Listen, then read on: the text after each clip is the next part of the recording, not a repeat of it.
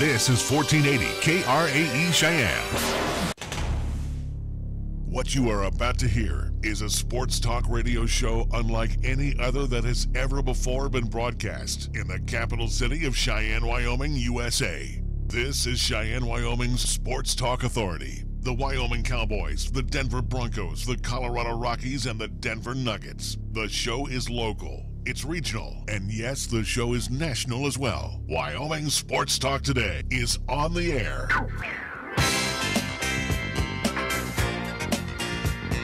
If they're talking sports on the radio in Cheyenne, this is the place it happens. This is Wyoming Sports Talk Today.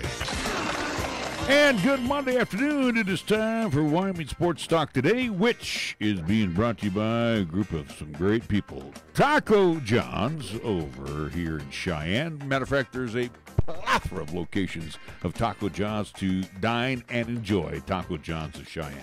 Jolly Rogers RV Sales and Service on Highway 30. 18's got to go. 19's on the lot. Great financing rates right now. Special deals always happening at Jolly Rogers RV Sales and Service. Your home for Jayco RVs, fifth wheels, and travel trailers. We also want to thank our good friends over at Chick-fil-A, corner of Windmill and Del Range, Ray and Cindy's Place, right across from Menards. And again, they do some great cater-outs. Remember, go to CheyenneChicken.com. If you ever need Jolly Rogers, come on by to your place, and believe me, they bring a feast with them. Delicious eats, breakfast, lunch, and dinner, 6 days a week. Check out Chick-fil-A, corner of Windmill and Del Range. Key of Cheyenne over on Nationway. The 19's on the lot, looking nice.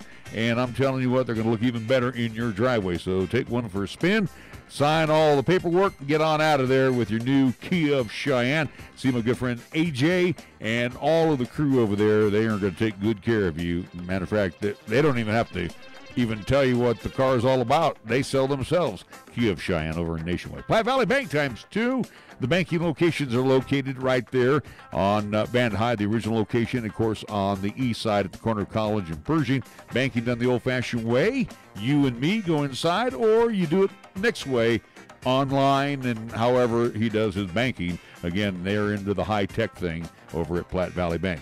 Medicap Pharmacy for all your pharmaceutical needs with your doctor's prescription. See Gene and the great staff over at Medicap Pharmacy on Bluegrass Circle, next door to Texas Roadhouse. Lennox Auto Body with 2 locations, the Auto Glass and Detail Center on Pershing Boulevard, the Auto Repair Shop over on Dunn Avenue, where they've got plenty of bays to get things done. And again, they accept most insurances. So again, check out what Lennox Auto Body can do to fix the damage on your vehicle.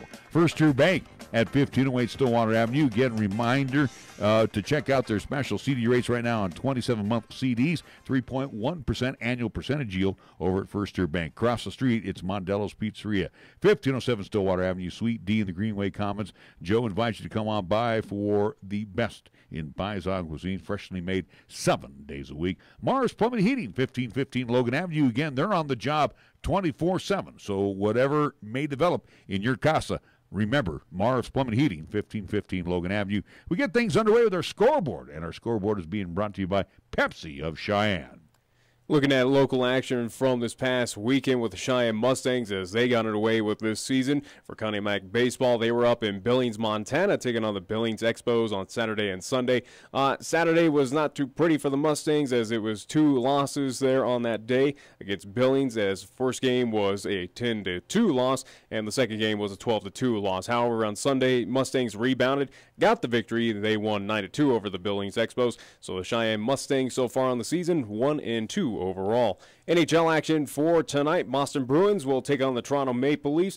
That series is tied up 1 apiece. Carolina Hurricanes at home. They will host the Washington Capitals. Capitals lead that series 2-0. Dallas Stars at American Airlines Center. They will take on the Nashville Predators. They are tied in that series 1-1. And last but not least, at the Pepsi Center, the Colorado Avalanche will take on the Calgary Flames. That series as well is tied up 1 game apiece. That's what's happening in NHL action for tonight. In Major League Baseball, one final where the Orioles beat the Red Sox, and yes, the Chris Davis streak has snapped finally, and matter of fact, he even hit a home run today. Of course, he snapped that over the weekend.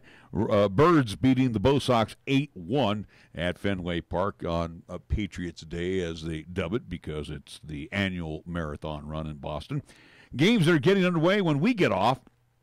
It will be the Mets at the Phillies, Cubs at the Marlins, Cardinals at the Brewers. Blue Jays will be at the Twins at Target Field. 6 o'clock hour has the Halos taking on the Rangers at Globe Life Park in Arlington. Royals will be at the Pale Hose taking on the White Sox at Guaranteed Rate Field.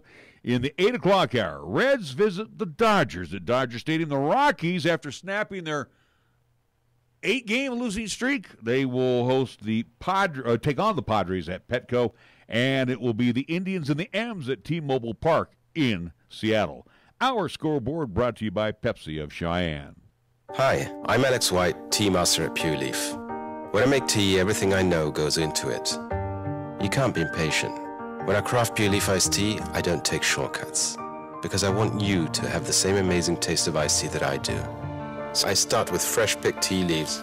Then, after they're delicately dried, I blend and brew them at a lower temperature to draw out their unique aromas. And then I taste and fine-tune the blend for a delicious smooth iced tea. I'd love to have you take a sip right now, but that's one thing we can't do over the radio. But you can experience the same delicious taste of Pure Leaf iced tea anywhere you are. I'm Alex White, Pure Leaf Tea Master. Pure Leaf, our thing is tea. You're listening to Cheyenne's new Sports Talk Authority. This is Wyoming Sports Talk Today on AM 1480 KRAE.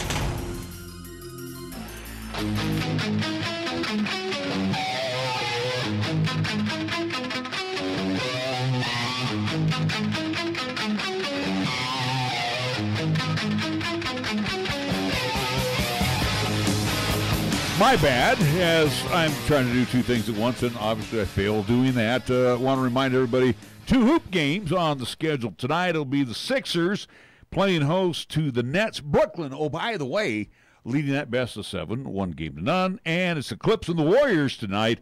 Will KD stay in the ball game tonight? That's the question. Warriors leading that best of 7, 1-0. That will be in the Oracle Arena. Those are the happenings for Major League Baseball along with the NBA. So where do we start today, sports-wise? Well, what we'll have is post-game comments, or at least press conferences, from both Colorado Avalanche head coach Jared Bednar after at least post getting back home from Calgary, again splitting the series there with the at least Western Conference leading Calgary Flames. He gives his thoughts on what's going to at least be different coming here at the Pepsi Center down in Denver. A little home ice advantage for the Colorado Avalanche, so we'll hear from him. And also, too, we will hear post-game at least comments from Denver Nuggets head coach Mike Malone after their loss to the San Antonio Spurs there in the Pepsi Center. So, again, looking forward to at least hearing those comments here coming up on today's show. But there's plenty to talk about, whether it is the Rockies having the worst record in MLB at 10% through the 2019 baseball season. Some interesting series right now going on in the NHL, especially one happening now in Columbus right now. And then also, too, was down at the final regular season home game, or at least regular season game for the Colorado Eagles, where they took on the San Jose Barracuda.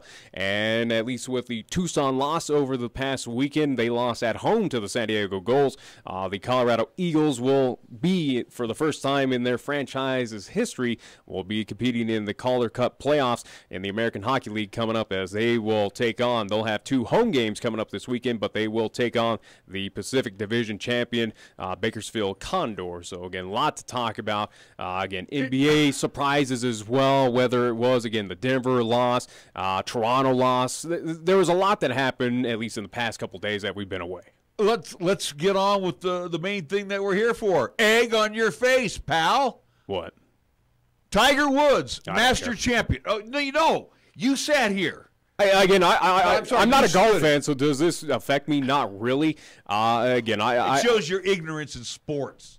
I told you. Not really. Again, like I said, I and many others, as they had to do a diatribe apparently on ESPN after he won the Masters of, oh, hey, let's spotlight, hey, everyone didn't believe he was. Again, I wasn't alone in my thoughts. I've been saying it for years, and guess what? He finally did. Good for him. Is it the greatest comeback in sports history from what Tiger Woods did? Not really. It's been 11 years since he won his last major. It's not the most impressive, sure. The Masters is not the most impressive? it's not impressive of the comeback, though, again, where there's others, like, for instance, again, where you look at George Foreman, where he was, gone for 15 years, eventually wins the heavyweight championship in boxing after he was dealing with some medical issues. But, again, you're talking about time length. Again, it wasn't any historical or not necessarily the Guinness World breaking record or of anything, but for Tiger Woods, hey, congrats, you got your one. Does this mean that he's on track to win many more? I would feel more. I feel more confident now going forward that yes, he could break through and win a U.S. Open or whatever. Again, some of those other majors, I think he's where we talk about other teams or other other individuals. Hey, you need to get over that hump. Well, Tiger's now over that hill, over that hump, and now he can just focus on just winning again. He's at that point. So here's where I'm at with this. Okay. And again, the excitement yesterday, and it was shown by the gallery on 17, 18, especially when he walked up. And this had shades of when Jack Nicklaus, the Golden Bear, won his last Masters. It had that that feeling, that air of, wow, what a great accomplishment it was for what the guy has gone through. Now, again, will Tiger Woods win another major? Remains to be seen. It remains to be seen. I'd be more confident now. Well, here's the deal. You look at, and I'm going to throw the names out here, Dustin Johnson. He is capable of winning any tournament. Alexander Schauffele, he can win anytime. Brooks Koepka, Jason Day. You go right down, Tony Finau. He's going to be someone to reckon with. John Rahm. I've talked about the Spaniard. He is really, really good. Point I'm making, any given weekend, there can be a different winner because this is how good the golfing field is. And all of these golfers, interesting enough, all of these golfers were growing up watching Tiger back in his prime. So these guys this is a good group here. To go and play in the Open now for Tiger to win the Open, I'm not even thinking about a Grand Slam. There's no way. I just don't see him winning the Grand Slam. He's not that dominant. Again, let's be honest. He finally got his first major in 11 years. So calm down. If you're thinking that he's going to win, the 3 remaining at least major tournaments, no, it's not going to happen. He plays well across the pond. Does he win there? Don't know. Does he win the U.S. Open? Does he win the PGA? Don't know. But to have granted, those are arguments or questions down the road because we got a lot of focus on. What's going on though is that he's back on top with his game. Well, yeah. And again, but those names I just threw out here, and that's just a few of them. Ricky Fowler, I didn't even throw him out. He's on the cusp of winning all the time. These guys can win any weekend. So we got 3 majors left. Is anybody else going to win a major? Very likely. Like I said, I would take the field over Tiger Woods on any of the remaining ones. I think it's not a bad bet. Hey, congrats again to Tiger. Hey, you finally got over the schneid. Congrats. Now you need to focus, or at least you got that monkey off their back. Now you can focus on winning those other majors. But will he sweep this year? No, I highly doubt it. But either way, though, again, those are so far from $2 million for winning yesterday's Masters. That is some I think serious. The purse in total was like $11 million or something. Yeah, but again, and again, they're comparing major championships that he's 2 or 3 behind Jack Nicklaus right now. You think of all of the majors that Jack won, probably didn't total $2 million. So those are sponsorships that one Tiger Woods brought in and at least elevated the monies to PGA. Let's be honest. It's interesting. You think of the movie, and I throw this out here tongue in cheek, Happy Gilmore, how he was different, and the crowds were all just going nuts all the time. That's how the crowd was yesterday. It wasn't a Happy Gilmore crowd, but anything that Tiger did. I mean, it just brought joy to the crowd. I mean, they were just so happy for this guy winning this tournament. And again, like I said, it was a fun tournament. I watched all 4 days of it, and it made me want to grab the clubs and get out and play a little too. But I'll tell you what, it was exciting to watch him win. And again, even taking the bogey 5 on the 18th hole, you felt the hair of the back of your neck just go, wow. The guy finally won, and Does he win? Or at least you were. Well, you and however other millions again. This past weekend we had plenty to watch. I understand, but the Masters is I'm curious. It's a very prestigious event. I get that. And again, it showcases off of, hey, it's spring, along with spring training and all this stuff. Hey, it's, it means of warmer weather. But it'd be interesting to see, again, where you're competing with NBA playoffs, where you're competing with NHL playoffs, all this, again, MLB as well. What is the viewership for these, at least you don't want to go there. I guarantee you the viewership went up, especially Saturday and Sunday, once he was in the hunt. Maybe. Once he was in the hunt, and then of course winning the Masters, and the good news with the Masters, knowing that the weather was going to set in yesterday, they moved everybody up early, so they got done by about 12:30 before the weather hit, and again too, that was that's primetime viewing, especially on a Sunday. So I'm venturing to say the numbers are going to be pretty big for the Masters. Anyway, Tiger Woods wins. There was a guy, if I'm not mistaken, in Vegas who bet on Tiger to win. I think he pocketed $1.2 million. Vegas took a big hit yesterday, which, they can afford to do. But there was a lot of folks that went Tiger's way for their betting, and Vegas. Well, again, I think Vegas was giving of going odds of saying, "Hey, Tiger, you haven't won in well over a decade." I think again, where I've been at and others, again, it wasn't an uncommon place before him winning yesterday. Of hey, he's probably not going to win again.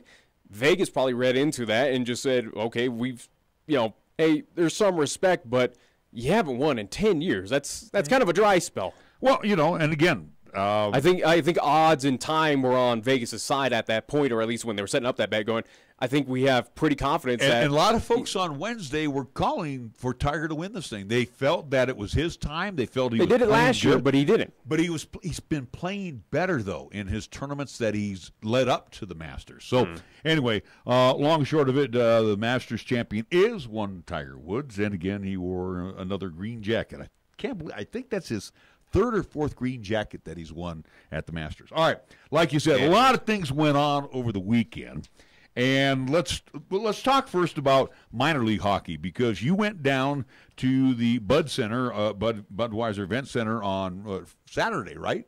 That would be it. And this was a must-win. It was for Colorado as they were hosting San Jose, especially on Friday's game where they ended up losing to the Barracuda. Tucson did get the win at home against the San Diego Gulls. So at the point, at least, of Saturday's contest, Tucson was 1 point ahead, and Colorado Eagles, with, again, both teams having to play the same, at least, game, Colorado was a point behind, and they were on the outside looking in.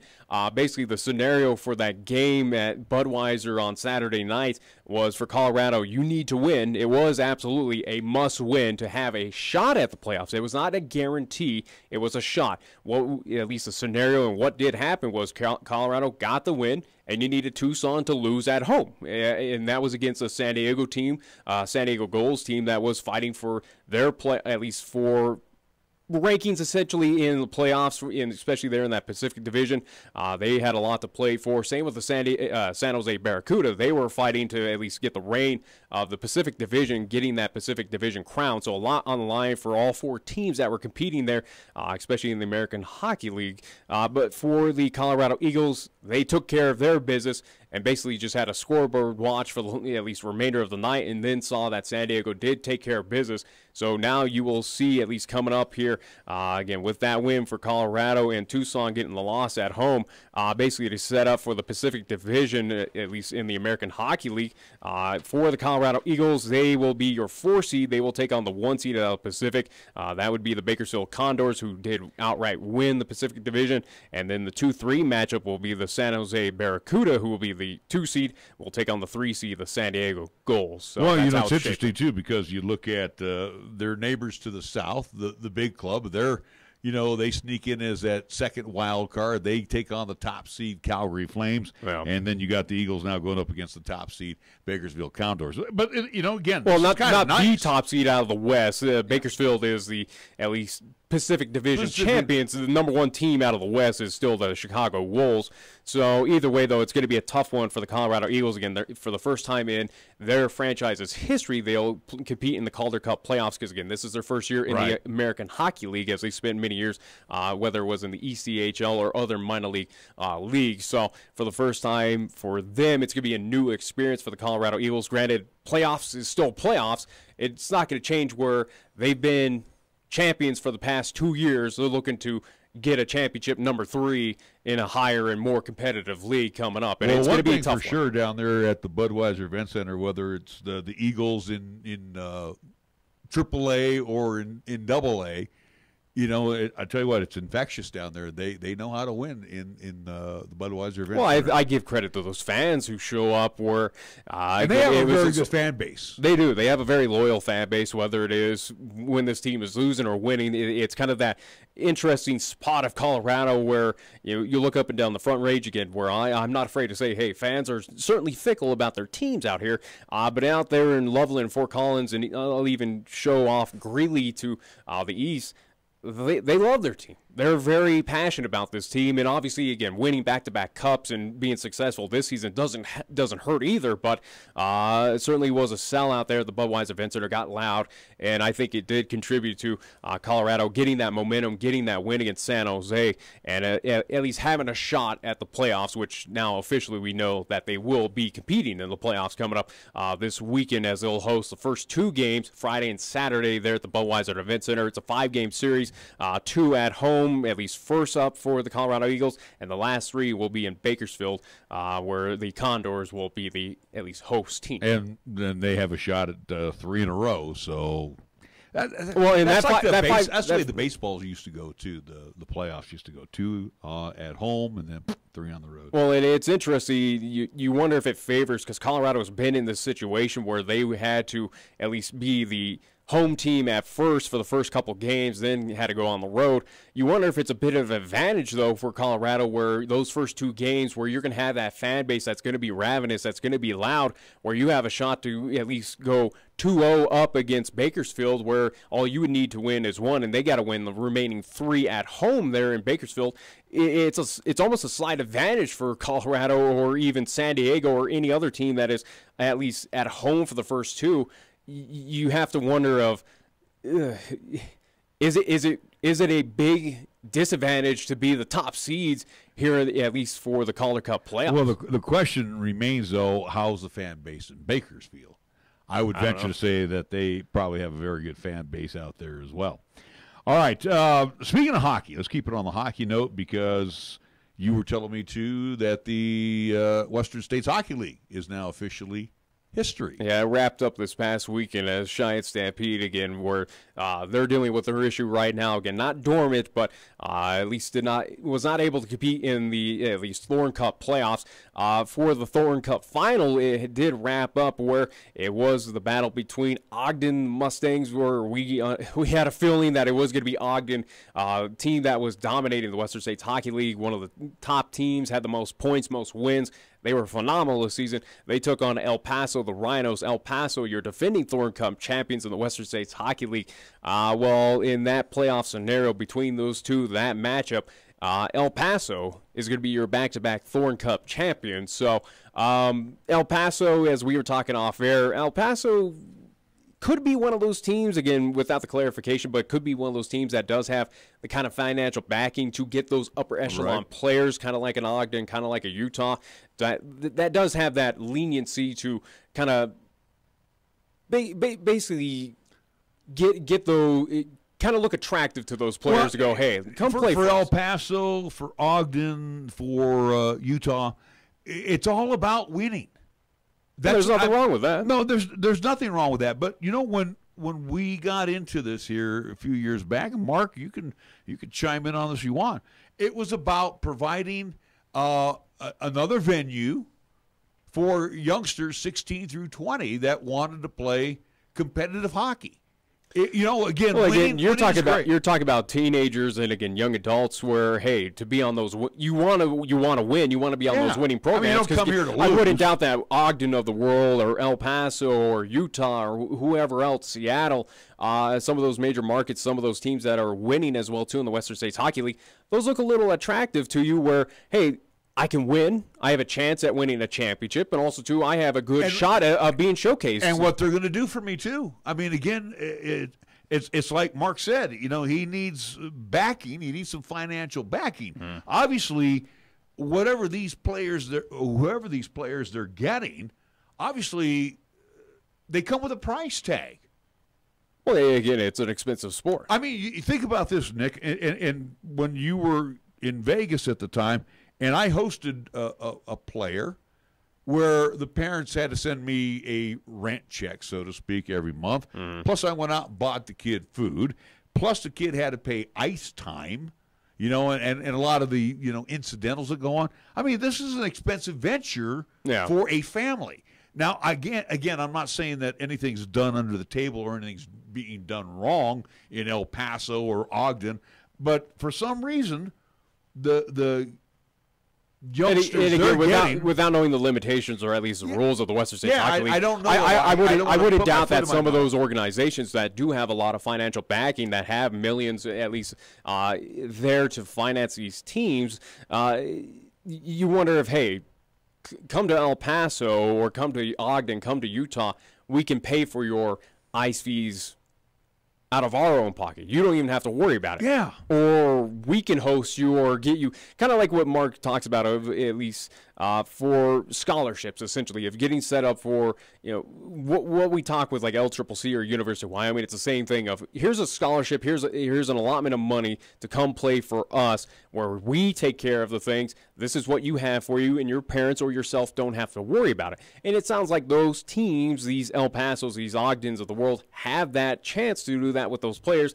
And again, with those young players who are kind of impressionable, if you're going to give me money or at least give me a scholarship, I'll go play for you instead. Oh, you're winning as well? I'll go play for you as well. So it does have that feeling, kind of like, maybe you draw a little bit of a parallel to baseball, as much as it's kind of tough to. But they're the Yankees and the Dodgers. Dodgers where, we can give you all this money, Giancarlo Stanton, Manny Machado, whoever to name those big market items. We can give you those funds, those lengthy deals where Oakland can't, or Colorado couldn't, or Kansas City, Texas, whoever the lower echelon teams can't. The big boys can, and most of the time it pays off for them. Most of the time it does equate to wins and playoff appearances, and if not, buys them championships. It has that feeling in the Western States Hockey League where, again, El Paso, you're back-to-back champions. Ogden made it to the final. Ogden, one of the dominant teams of the Western States Hockey League, but is well known to have this financial backing to offer these top-tier players of an opportunity to go, come play for us, and we'll kind of take care of things for you. Yeah, then that's probably not the intent of the Western States Hockey League. I mean, again, the intentions are, let's bring these youngsters out, give them a chance to play, give them a chance to grow, showcase their skills, where colleges and scouts will take a look at them. Again, it comes with the price tag. You're going to have to stay with, families. Yeah. And it's going to cost your family rent money, and then again, you're going to have to pay for ice time. And obviously, not talking with the president or the commissioner or whatever of the Western States Hockey League, but my suggestion or something where they could look into this is take all the players, or at least pool of players, and maybe set up a draft. Would that be more fair for the likes of the Cheyenne team or a Casper or a Steamboat or some of these lower tier teams that can't afford the big monies that are in the big metropolitan markets of Seattle or Fresno or El Paso or the Salt Lake City team, just to name a few? Would it be more appropriate for Western States Hockey League to set up some sort of draft? Here's your pool of players that want to play in this league, that can play in this league, and set it up where teams and your head coaching staff, your front office can look at them, scout them, and go, all right, Cheyenne, you have the worst record. You're on the board first. Go after what you want. And again, where, other teams can pay, or you can deal with all that stuff, or kind of operate how you do operate, but you still, here's the top player of this, at least coming into the league, Cheyenne. If you want him, you got him. There's no argument. Right. Is that something that the Western States Hockey League should look into, where it can kind of alleviate where you don't have these repeats? Where, hey, I have no argument with El Paso. I have no argument with Ogden. Hey, no. It's your business. Obviously, you got that backing. Go for it. Hey, it's your freedom to do that. But is it something that organization, that league needs to look into and say, hey, in order to give a little parity, to give some of the lower down teams a chance, here you go. Yeah, and I'm not trying to play goody two-shoes on this. I mean, but I thought that was the intention of the league when we first said, hey, we got a team coming to Cheyenne. Hey, we're going to bring in these guys here, and then, we're going to try to keep them as long as we can until they age out, and then hopefully give them this opportunity, and we're going to bring you quality hockey, which we did. In the early days, it was pretty, right down the line. We knew teams like in Idaho that the Steelheads, if I'm not mistaken, they were a pretty doggone good outfit, but they had been together for years. Here we are. We're just a up-and-coming franchise, and then all of a sudden now it's like, well, hey, El Paso's got the best team money can buy, and Utah and and Ogden have the best teams that money can buy, and I'm sure it's the same way in California with Fresno, whatever. And it's like, okay, so basically what you want to do is and that's what it sounds like right now for the Western States Hockey League, where beat the brains out of it. Yeah, where who has the best money and who also have the best scouting, who can convince players to come play in those leagues, play for those teams. It sounds like that's where Western States Hockey League kind of stands out right now. But my suggestion to the league, and something that has been rumored about, but I think it's something that the league needs to take a look at. And again, I don't diminish what El Paso did. Congrats, you're back-to-back Thorn Cup champions, and you did that where you clearly were the best team, you had the best players, and you took care of business against what was arguably the best team in all of the league, which was Ogden, who just ran wreck through the entire league. Right. They had the most points. They had the franchise record wins. I think they even had the league record wins. But either way, though, it's something for the league to look at and give teams a shot. And not just for Cheyenne, but others around. Give them a shot of saying, hey, here's this draft, or here's some way to even up things, or at least kind of make the playing field even. I got you. And the thing is, too, think about it, Nick, especially with these young guys that are coming in, that are living here, again, far away from home in most cases, and again, whoever's coaching. If not in a new country. And who's coaching the Stampede, and they're trying to teach them. They're trying to teach them how to play hockey their way, and again, competitive hockey. But, tell me how much fun it is for, A, the fans, and B, the players on the ice, when they're getting their brains beaten out, 12-1. Well, clearly it's not fun for the fans, especially here in town where they didn't show up. You talk about the years in past, at least for the Stampede. Yeah, and they didn't come out to see Ogden play. They would come out to see the Stampede, but knowing that Ogden was going to be here, hey, they're gonna beat our brains. Why should we even go watch them? Well, and that kind of alludes to the situation where the Stampede find themselves, where fans did not show up. Hey, the product on the ice was suffering as well, too. And, it goes hand in hand, where now the Cheyenne Stampede need the fans more than ever of saying, hey, let's commit. We need you guys to get back with us, win or lose. We need you to help us out and be that best team. Get back into at least qualification. Be that top dog team in the Mountain Division, or if not, within the entire league. So, but it's a minor suggestion, but it's something that I think that the Western States Hockey League, as we keep on hockey, I think it's something that the league absolutely needs to look at to give a chance. And you look at the Stampede, they're trying to compete in the Western States Hockey League in our division. They're trying to compete. But again, it's like, okay, Ogden doesn't want to just compete. They want to annihilate. And there's nothing wrong with that. Hey, no, I think that's great, And again, too, they're ponying up serious dollars. Again, you put up stats on the board, it just helps that player out to get drafted or get moved on to the, whether it's semi-pros or NHL ranks or just moving on to collegiate hockey. Hey, you're going to pad those stats, and I don't blame it, Utah. I don't blame an Ogden for what they did to teams, including the Cheyenne Stampede. Yeah, bolster your numbers, because that makes it look good in front of scouts and shows, hey, okay, let's take a look at this guy. Yeah, I agree. All right, we do need to take a break because we have gone way past our break, and we will be back with more after this timeout. Your locally owned and operated radio stations, KYOI FM and 1480 KRAE AM, are just that, local. serving Cheyenne and Laramie County, where your advertising dollar stays local too. It doesn't end up in Colorado, Oklahoma, New Hampshire, or even New York. We conduct business here, we shop here, and we live here. And we support our entire community 24/7, 365. Just because it has a window dressing doesn't mean it isn't a facade. A reminder from KYOY and 1480 KRAE. Are you looking for a pharmacist who will actually take the time to talk to you? Then come to Medicap Pharmacy. We're dedicated to healthcare only, which means we'll fill your prescription quickly, and then we'll make time to listen, answer your questions, explain your prescriptions, and tell you about possible drug interactions. Medicap Pharmacy, we'll always make time for you. Medicap Pharmacy, 1947 Bluegrass Circle, next to Texas Roadhouse in Cheyenne. Or call 635-3712. Are you tired of paying ATM fees? Hi, this is Rick Flood, president of Platte Valley Bank in Cheyenne. Use your Platte Valley Bank ATM or Visa debit card at any ATM anywhere. We won't charge you a fee on our end, and we'll reimburse any fee you incur at any other ATM. That's right, no ATM fees at Platte Valley Bank. How about that? Platte Valley Bank, 3310 North College Drive and 421 Band High Avenue, or pvbank.com. Member FDIC, Equal Housing Lender. You can count on Platte Valley Bank. Community banking for you. Chick-fil-A is a proud supporter of our high school athletes at East, Central, and South. May the school year bring success to all of you.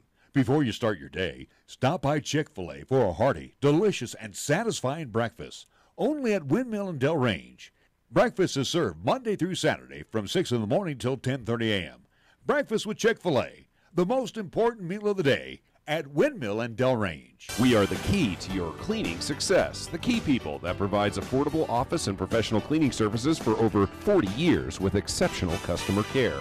All of our contractors have background checks and are licensed and bonded. We guarantee you a safe and secure service that is tailored to your individual and business needs. The Key People do not impose year-long contracts, and all quotes are free, confidential, and personalized. Call the Key People at 1-800-468-8283. That's 1-800-468-8283. Cheyenne's oldest coin dealer and supplier, The Coin Shop, is proud to serve the community since 1982. Trade or sell your gold, silver, and other precious metals. Visit with David and the knowledgeable staff for a fair and honest assessment of your valuables. Located at 510 West Lincoln Way. Call them today at 778-7196 to schedule your personal consultation. Here's the latest weather forecast on 1480 KRAE. Weather-wise for today, partly sunny. Expected daytime high of 62 with a slight chance of showers and thunderstorms developing this afternoon. Mostly cloudy for tonight with a low down to 37. Tomorrow, Tuesday, mostly cloudy. We're calling for a daytime high of 63 with a slight chance of showers and thunderstorms during the afternoon. And for Tuesday night, it's going to be cloudy with rain showers likely and rain and snow showers mixed after midnight. Our low dropping down to 35 degrees. When it comes to sports talk in Cheyenne, it's a whole new ballgame. Let's play ball! You're listening to Wyoming Sports Talk today, and it's only here on AM 1480 KRAE.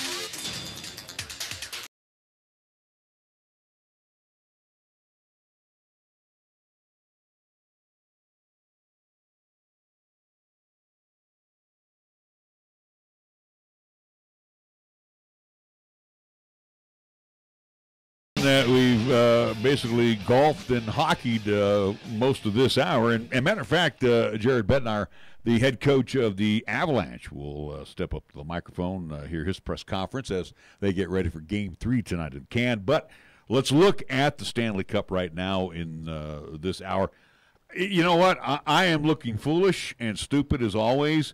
Tampa Bay Lightning. Now, again, I had, again, in my bracket, I had Tampa Bay facing off against Vegas, and I figured Tampa Bay would figure it out, but this is the Lightning team that I was worried about, where they have no identity. Give credit to Columbus, though. Columbus, as they are up 3-0 against Tampa Bay. Tampa Bay is done. And they could close them out at Nationwide Arena because that's where Game 4 is at. And I think they will. I honestly believe that. Tampa Bay is not coming back in this series. They're done. Awful. Columbus, give credit. You look back at what they did last season against Washington was the same kind of effect where they came out strong and then collapsed to Washington, who eventually moved on from that series. But Columbus, this is not too surprising, if that makes slight sense, where for Columbus, They did it last year. They've shown that they have this spark in them, and they took advantage. They kind of retooled things, or at least kind of improved on what they experienced last year in the playoffs, and just basically elevated it into this whole new level where they are taking on, again, Tampa Bay,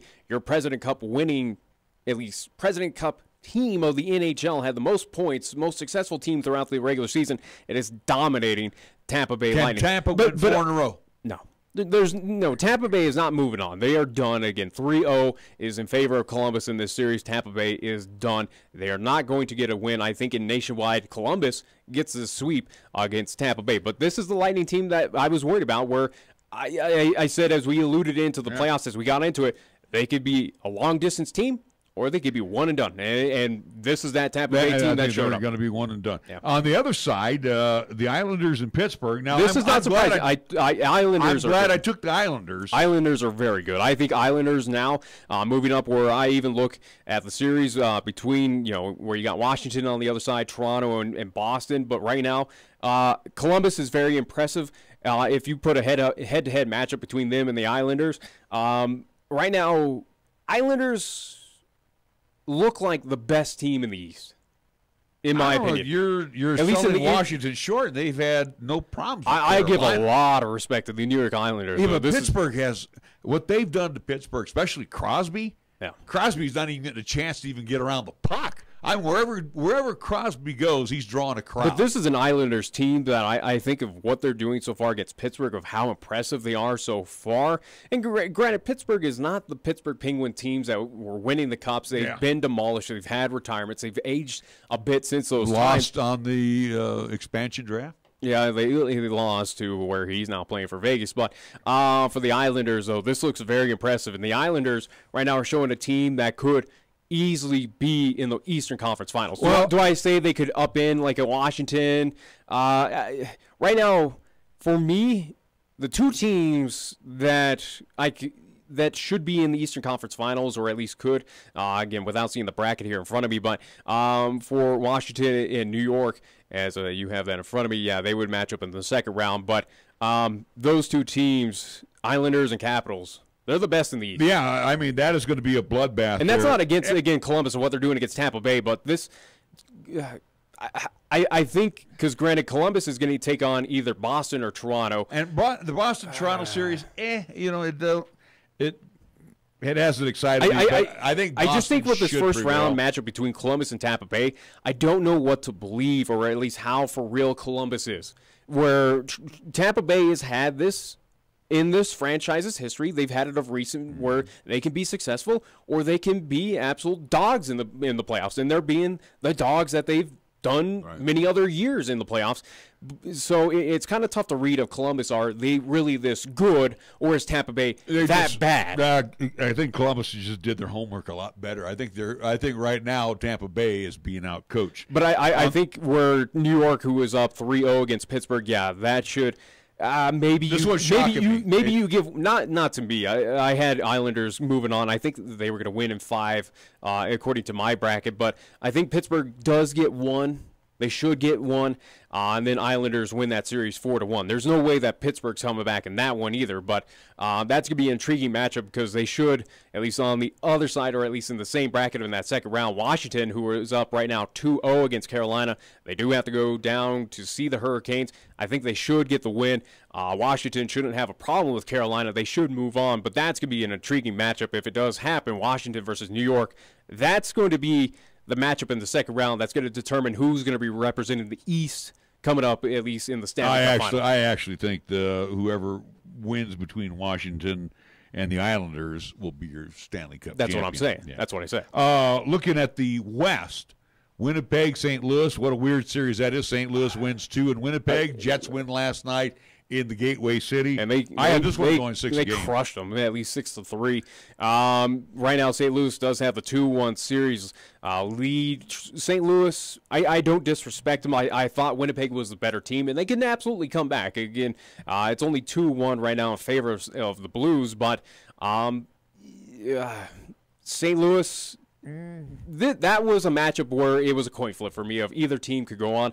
I had a feeling that this is Winnipeg's year to make it interesting, to make it kind of flirt with that Stanley Cup final, but a lot of series is still remaining in that one. Yeah, and I have them moving on, so that remains to be seen. The other game that went to Game 3, Vegas and San Jose, they split in the Shark Tank. That's what Vegas needs. And Vegas did that last year against San Jose, and they're on the same pace as what they did against San Jose last year, which is happening again. I still have this going 7 games, though. I think it could, but you look at how well Vegas does in the Fortress, or at least at T-Mobile Arena, how passionate that fan base, how much that fan base just elevates his team. Again, a 6-3 victory last night against the San Jose Sharks.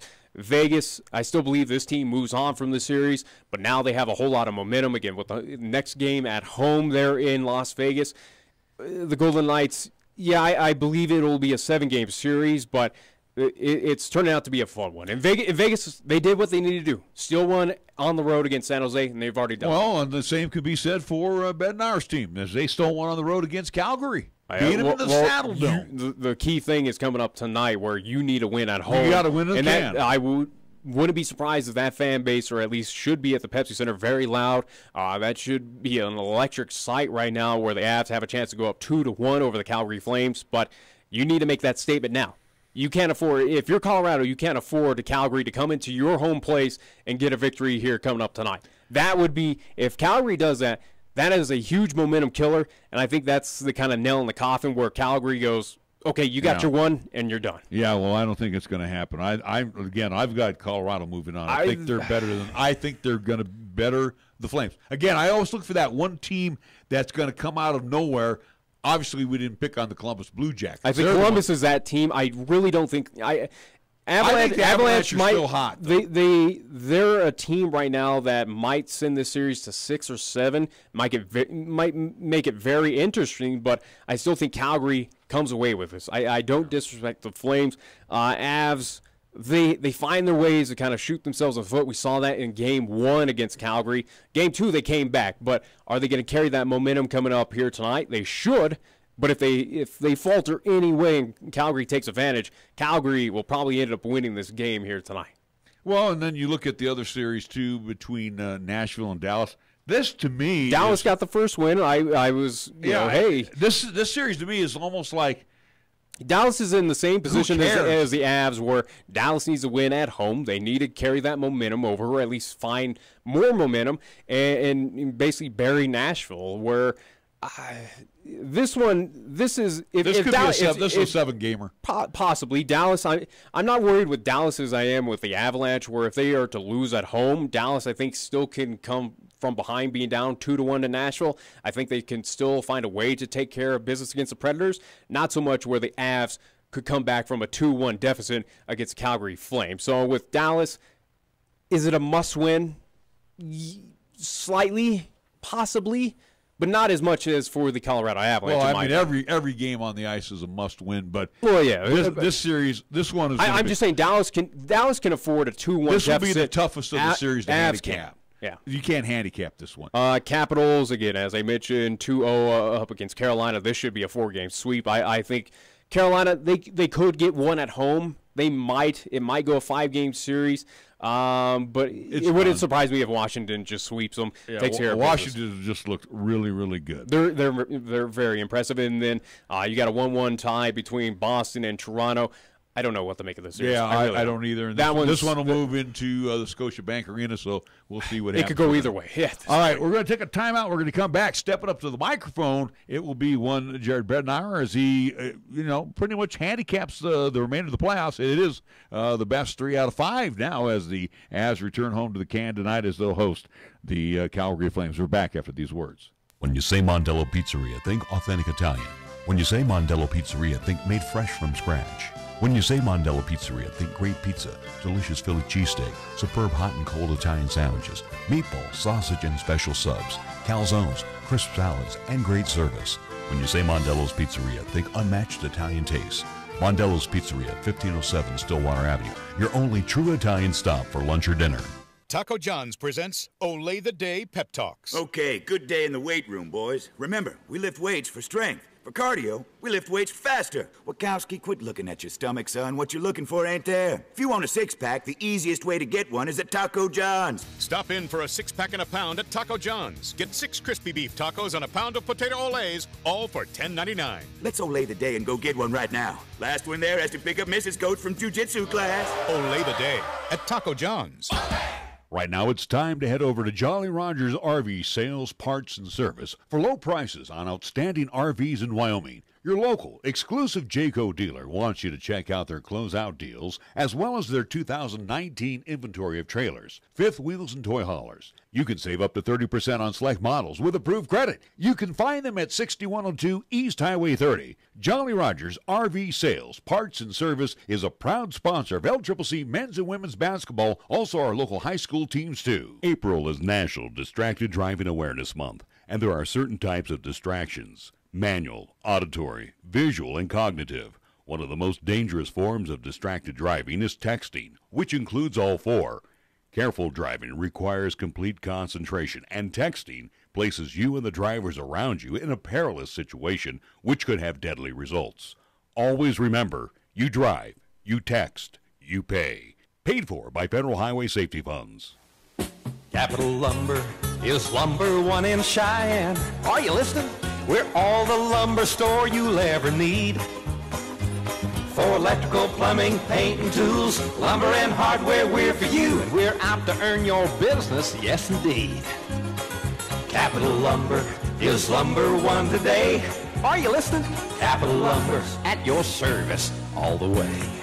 Capital Lumber Company, serving our area for over 53 years at 1222 Dunn Avenue in Cheyenne. Join in for a festive evening of fun, food, and a live auction in Cheyenne on Monday, May 6th at the historic Little Bear Inn, which is sponsoring the Love Never Forgets Gala to benefit the Wyoming chapter of the Alzheimer's Association. The event is being held to support the services provided on behalf of the nearly 30,000 Wyomingites affected by this relentless form of dementia. For more information, call the Alzheimer's chapter at 316-2892. That's 316-2892. Or visit First Tier Bank at 1508 Stillwater Avenue for your tickets. Remember, at First Tier Bank, you'll find the best rate on a 27-month CD with a 3.10% annual percentage yield. Here's the latest weather forecast on 1480 KRAE. Well, the wise for today, partly sunny. Expect a daytime high of 62 with a slight chance of showers and thunderstorms developing this afternoon. Mostly cloudy for tonight with a low down to 37. Tomorrow, Tuesday, mostly cloudy. We're calling for a daytime high of 63 with a slight chance of showers and thunderstorms during the afternoon. And for Tuesday night, it's going to be cloudy with rain showers likely and rain and snow showers mixed after midnight. Our low dropping down to 35 degrees. Tired of lazy and predictable sports talk radio? We know you are. This is Cheyenne's new sports radio home. It's Wyoming Sports Talk Today, and it's right here on AM 1480 KRAE. Last night you talked about the team being mentally, physically, emotionally all engaged, and then adding that attack part in. And obviously, to win that series, you're going to need that repeated 3 more times. No question. There's no question. Calgary is a really good team, and they're going to come out extremely hungry in our building. We know that. That should give us some confidence of the way we played in their building. I think there was obviously a little bit of a feeling out period in Game 1, and I didn't think our spirit was as good as it needed to be. But definitely Game 2, we brought it from the drop of the puck, and I can go through our whole roster, and I didn't see any passengers. Everyone was really involved from a physical standpoint. And then, executing in the game plan and the things that we wanted to do, I thought they did a fantastic job. The players hear you say that post-game, or maybe that they see it somewhere, but do you reiterate that because it was obviously changing energy?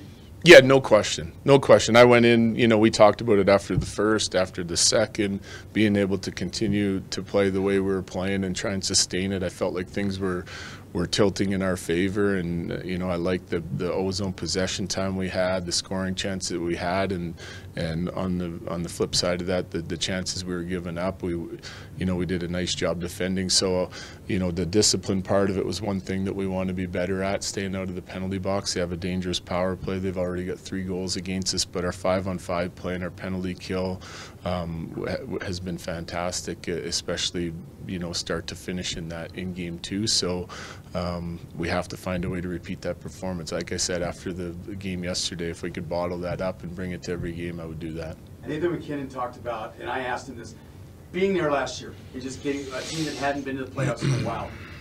Is that helping this year? Yeah, no question. No question. What we went through down the stretch last year helped us this year down the stretch. And my hope as a coach was that our experience in the playoffs, that we'd be able to draw back on that and take what we learned into this and go in with a greater purpose in the first round. And we'll see how it goes. Right now, I like our start. We go into a tough building. We get our split. Now we're coming home to play in front of our fans. Our guys should be really excited about it. Coach, Pat, go ahead. Sorry, bigger picture question here. It seems like hockey playoffs are some of the most exciting of all playoffs. Why are the games so close? And as a coach, is it fun to go into a road team game like that, or is that nerve-wracking? It's both, to answer that part. It's nerve-wracking, but it's definitely fun.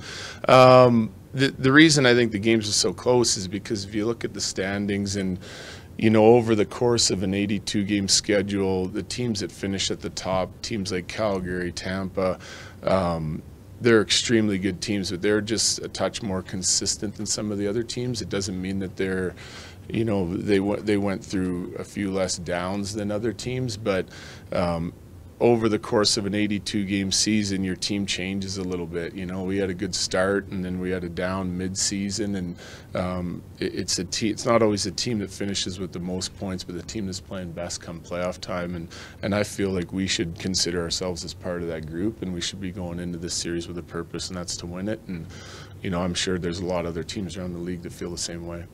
To see your team come back on the road like that in the playoffs so late, is that something new for you? Is that another step forward for them? Well, we did it, in Nashville last year, and I think we saw it down the stretch run too. Like those were important games that we felt were must-win games, playoff-type games for us, and the 3 games at the end there come to mind, dropping first periods and going down 2-0, be able to find a way to carve out 2 wins and get to overtime against St. Louis. So, it's nothing new to our team. The team's always, come back from behind or lose leads, and you got to manage the game and your emotions. But for me, it was just start to finish. We had a real good resolve and stick-to-itiveness to our group last game, and I think it was really good to see our guys get rewarded for their hard work. So I felt like we deserved the win in this game, and we're gonna, like I said, we're gonna have to play the same way again, and maybe even better tomorrow night. AJ, do you have an update on Sam Girard's health? He's getting further evaluation. He's a possibility for us tomorrow. We'll know more later in the day, see how he feels. But he's feeling pretty good, actually. Is Cale Makar also a possibility for you tomorrow? Yeah, he could be a possibility for us too. Yeah. Are there any concerns about any kind of immigration issues in getting him here on time? Not that I'm aware of. No. Okay. Any other questions? Cale coming right from college, jumping in, do you think that would be a tough step up for him to adapt that quickly? Well, for him, that'll be to be determined. I think it is definitely a big step up from the college game, especially when you're jumping in mid-series in a heated playoff round against such a good opponent like Calgary is. So, it's my job to make sure I'm putting him in a position to succeed, and I think he's an elite talent and a real special player. So I have, hopes that he can come in and help us in this series.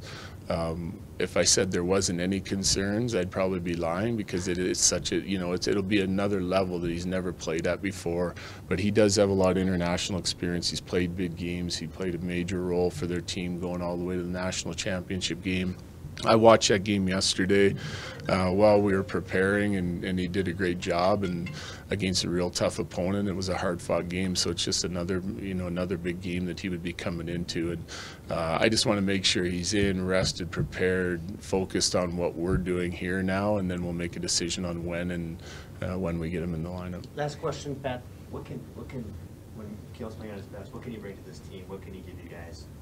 Same thing he did for his team in college. I think he's a dynamic player, obviously elite skater, physically involved in every game that I've watched, dynamic in the way that he can help you produce offense. He's got a great shot, great blue line movement. He's active in the offensive zone. Some of the things that made us a good team yesterday in Calgary, I think he can just add to that.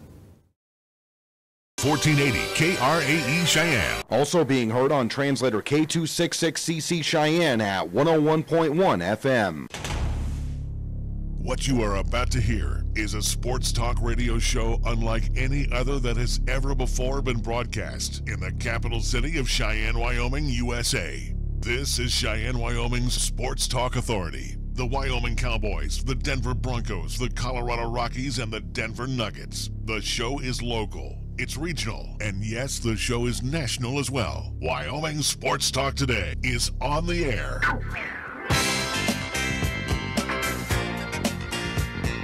If they're talking sports on the radio in Cheyenne, this is the place it happens. This is Wyoming Sports Talk Today.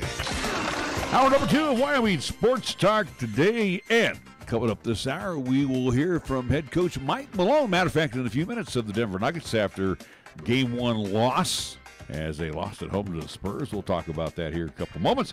Let's see. We wanted to remind everybody that our program is being brought to you by Mars Plumbing and Heating at 1515 Logan Avenue, Mondello's Pizzeria at 1507 Stillwater Avenue, Suite D in the Greenway Commons First Tier Bank at 1508 Stillwater Avenue, Lennox Auto Body, the Auto and Truck Repair Center on Dunn Avenue, the Auto Glass and Detail Center over on Pershing Boulevard. Medicap Pharmacy for all your pharmaceutical needs. Same location as always, Bluegrass Circle next door to Texas Roadhouse.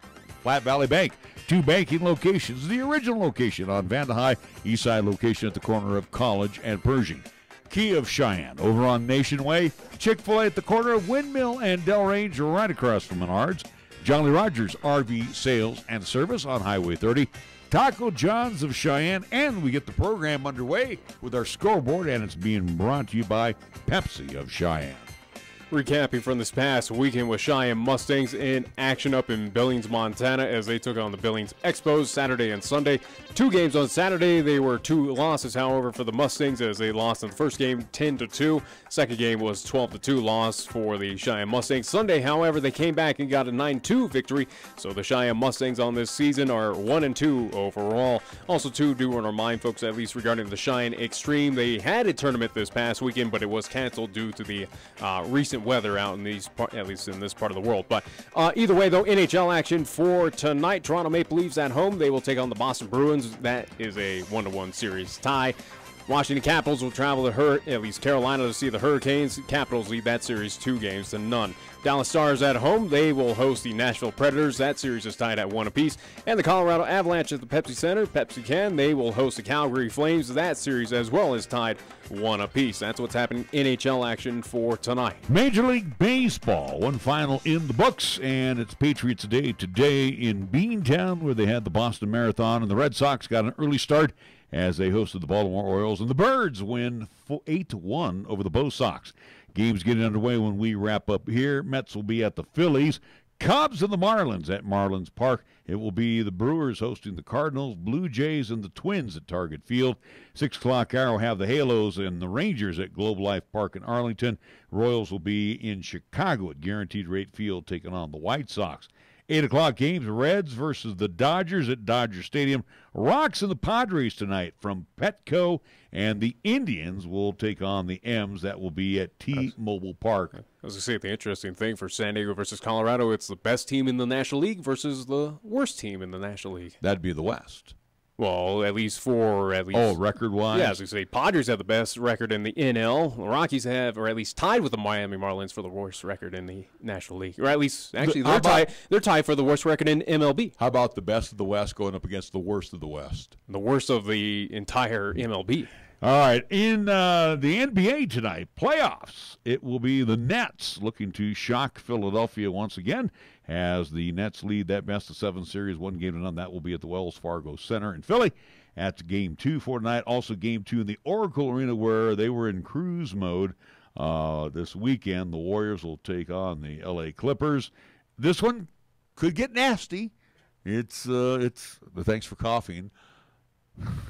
I don't have my mic on. So but I heard you, though. I heard you loud and clear over here. Anyway, the Clippers and the Warriors, where the Warriors lead that best-of-7, 1-0. Our scoreboard, which is being brought to you by Pepsi Shine. When we come back after the break, we will hear from head coach Mike Malone of the Denver Nuggets, who lost to the San Antonio Spurs over the weekend. They got a Game 2 coming up in the can, and that'll be coming up tomorrow night. So we'll hear from Coach Malone after these words. This is the Pepsi that's got a date with your taste buds. We're talking 1,000 bubbles dancing a two-step with you and 2 tacos at 2 a.m. Order number 83? Come on, you're up. This is the Pepsi that has mastered the art of the late-night munchies and is always down to dig into some deep dish. Hey, we don't do deep dish, capiche? Try telling that to Chicago. This is the Pepsi for po' boys, pulled pork sliders, and the godfather of all sandwiches, the Godfather. This is the Pepsi for street carts, anything a la carte, and is dying to make the leap into your grocery cart. Come on, take us home with you. This is the Pepsi for those who are forever fun. This is the Pepsi for every generation. Check out the huge savings this week at Town & Country Supermarket Liquors. Here are just a few of the terrific weekly specials. Our Super Radio buys heard only right here feature Jose Cuervo Gold Tequila, 1 liter bottle, $15.99. Icebox Mudslide, 1.75 liter bottle, $7.99. And Bush or Bush Light, 30-pack, 12-ounce cans, $19.99. Town & Country Supermarket Liquors on the South Greeley Highway, Cheyenne's low-price leader. 10 years ago, the Department of Defense selected High West Energy to provide electricity on F.E. Warren Air Force Base. For a decade, we have been proud to work hand-in-hand with the Air Force leadership to ensure we provide the base with the affordable, reliable power it needs to be an economic driver for the region and serve a vital national security interest for this country. High West Energy, the best choice, the local choice, the right choice for you. At Platte Valley Bank, we understand that you have a busy life, and that means you don't always have time to come to the bank. That's why we offer user-friendly online and mobile banking with features such as bill pay, recurring transfers, and mobile deposit, so you can bank how you want when you want to. Whether you prefer to bank in person, over the phone, or online, Platte Valley Bank makes it easy to take care of your finances. Platte Valley Bank, member FDIC. You can count on Platte Valley Bank. Community banking for you. Chick-fil-A is a proud supporter of our high school athletes at East, Central, and South. May the school year bring success to all of you. Before you start your day, stop by Chick-fil-A for a hearty, delicious, and satisfying breakfast. Only at Windmill and Del Range. Breakfast is served Monday through Saturday from 6 in the morning till 10:30 a.m. Breakfast with Chick-fil-A, the most important meal of the day at Windmill and Del Range. Here's the latest weather forecast on 1480 KRAE. Well, the wise for today, partly sunny. Expected daytime high of 62 with a slight chance of showers and thunderstorms developing this afternoon. Mostly cloudy for tonight with a low down to 37. Tomorrow, Tuesday, mostly cloudy. We're calling for a daytime high of 63 with a slight chance of showers and thunderstorms during the afternoon. And for Tuesday night, it's going to be cloudy with rain showers likely and rain and snow showers mixed after midnight. Our low dropping down to 35 degrees. Got something to say? Then get it off your chest right now. Phone lines are open at 307-514-1071. Make your opinion count and call the show. Wyoming Sports Talk today.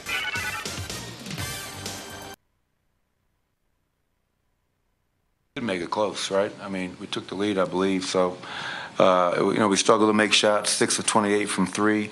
Getting to the foul line helps. Got there 24 times. That third quarter, our defense was phenomenal. We just couldn't score. Held them to 13 points. We only scored 17. Gary Harris had an attack mindset. If your jump shot's not going, drive to the basket, draw free throws, create plays for your teammates. But I tell you, we had a lot of wide open shots that didn't fall for us tonight, and hopefully they'll fall on Tuesday night. Mike, in that, I think it was the third quarter there, 62-59. It almost appeared that both teams were looking for like a knockout punch at that point. Yeah, I mean, that third quarter was just back and forth. You know, obviously, in that first half, you know, we didn't play the best of our abilities. You know, they double-teamed Nicola, and he did a great job of making plays for his teammates.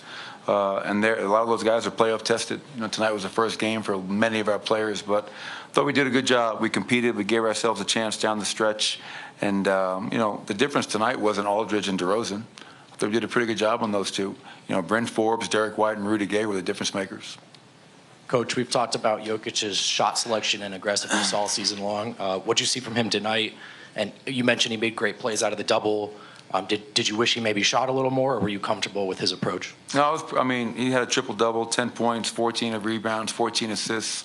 Every time he put it down, there was somebody right there. They trapped him every time. So I think Nicola has a high IQ. He's going to make the right play. And unfortunately, we didn't make them pay for double-teaming enough. I think if we're making shots, it becomes a lot harder to double-team him consistently. They stayed with it because we couldn't make a shot. So that was a tough thing about it. But I love Nicola's approach. I love his playmaking. I love his passing. Had a chance to go ahead with about 13 seconds left there, and Jamal got a really good look. Just what was the call in that play? Can you just take me through it? Yeah, it was just a high pick and roll, you know, with Jamal and Nicola. And if we didn't like that look, throw it back to Nicola, and let's play backside action with Nicola and Gary. Nicola and Gary had great chemistry and synergy in that second half, and Gary was playing well. But as you mentioned, I thought Jamal's look was a uncontested pull-up jump shot that he's made 1,000 times, and he'll make it again. Did you sense any nerves from your guys, or was it just missed shots? No, I didn't think it was nerves. I didn't sense that, Harrison. You know, I mean, we missed shots. Thought the crowd was fantastic. I mean, what an atmosphere. Crowd was unbelievable. But I didn't think we struggled to make shots because of nerves. I thought we struggled to make shots because we struggled to make shots. I think after the first couple of minutes, we settled in and we played our game. How do you adjust in game two? Obviously, you're going to sit down. You have a few days to think about this. Just off the top of your head, are you already thinking of things that you might be able to do to change the outcome in game two? Make shots. You know, I mean, I think it's simply stated, this is a make-or-miss league, and you look at the numbers. I mean, they shot 48 from the field, 47 from three. You know, we shoot 42 from the field, 21 from three. We missed 8 free throws. Think about that. We left a lot of points on the free throw line. So field, 3, free throw line, you know, we have to be better. Defensively, crazy stat. Our first and third quarter defense was phenomenal. Our second and fourth quarter defense was not, especially in that second. I think they shot 75% from the field in that quarter. So we'll look at the film and figure out why we were having those breakdowns. We'll need a much more consistent defensive effort in game two. You already know it's a make-or-miss league. Your guys know that. But the playoffs are all about adversity. You've got a little already. What can you take away from this in terms of overcoming adversity? Yeah, I mean, obviously this was not the desired result, you know, giving them home court advantage right back after game one. You know, but I reminded our guys we did some good things. We gave ourselves a chance down the stretch. And this was game one for a lot of players in that locker room. So we'll regroup, we'll watch film, we'll clean some things up. And most importantly, in the playoffs, you never get too high, you never get too low, kids. It's the first 1 to 4. So, you know, we look forward to coming out in game two and going to San Antonio with the series tied 1-1.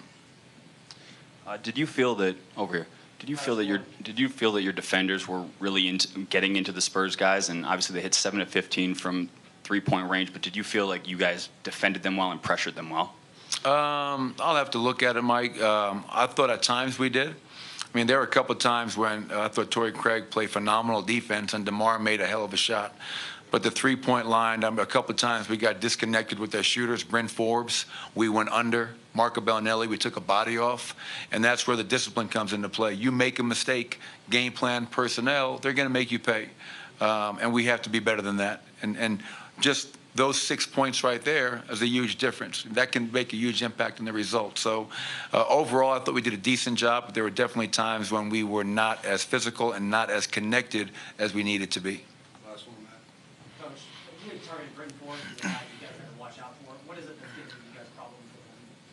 Yeah, I mean, it's his shooting. You they ran a couple of plays, great ATO plays for him tonight, where they ran him off stagger screens. They set really good screens. We got disconnected, allowed airspace and separation, and he does not need much airspace and separation, and raised up and made 2 really tough threes out of timeouts off those screens. And he never stops moving. He's a guy that is in constant motion like a lot of their players. And once you relax and he's gone, it's tough to make up that ground. So give him credit. I mean, he's 6 of 9, 3 of 4 from 3 for 15 points. Derek White, I thought, was phenomenal tonight for them, 7 of 10. And then, as I mentioned, Rudy Gay, especially in that second quarter, he had 10 points in that quarter alone. Those guys, I thought, were the difference makers. You know what LaMarcus and DeMar are going to give you, but when you let 3 other guys get off like they got off, that's going to make it really hard to win.